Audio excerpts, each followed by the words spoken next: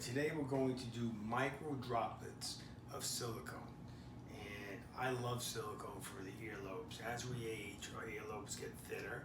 We wear heavy earrings and they start to not hang properly, and people just hate that. So I'm going to fill in her earlobe and give her a little fuller earlobe like she had when she was like 12 years of age. So I'm injecting just small little micro droplets of silicone into her earlobe. That's just going to give her a fullness, because when you wear those heavy earrings, they thin out your ears because they pull down. So when she puts on her earring, it's going to hang so much better than it did before. And she's a great patient.